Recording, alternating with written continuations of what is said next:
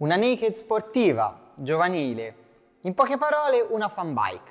Barracuda presenta la Yamaha MT-07.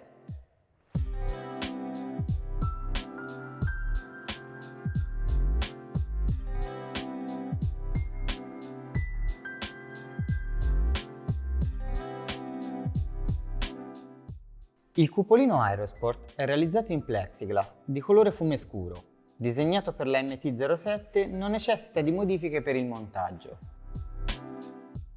Gli specchietti sono gli X-Version Retro con inserto blu che può essere acquistato separatamente sul sito Barracuda.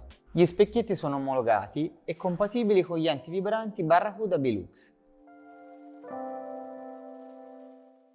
Le manopole Bilux sono realizzate in gomma, hanno un ottimo grip e sono impreziosite da un inserto in alluminio.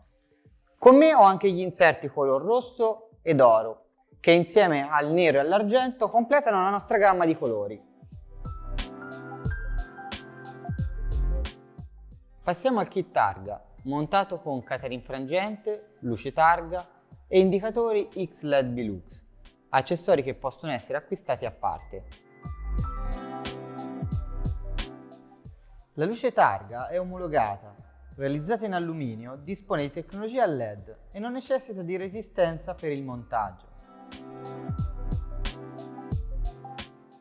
Gli indicatori X-Version sono omologati sia per la parte anteriore che posteriore della moto. Di colore blu si accostano perfettamente agli inserti blu del tampone e del tappo oleomotore.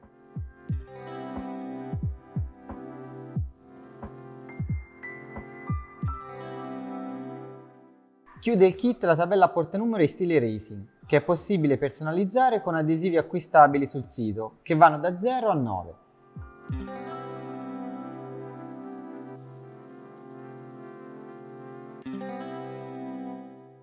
Quando abbiamo finito di montare il kit, possiamo passare al divertimento. Se il video vi è piaciuto, seguiteci su YouTube e sulle nostre pagine Facebook ed Instagram. Noi ci vediamo alla prossima puntata. Ciao!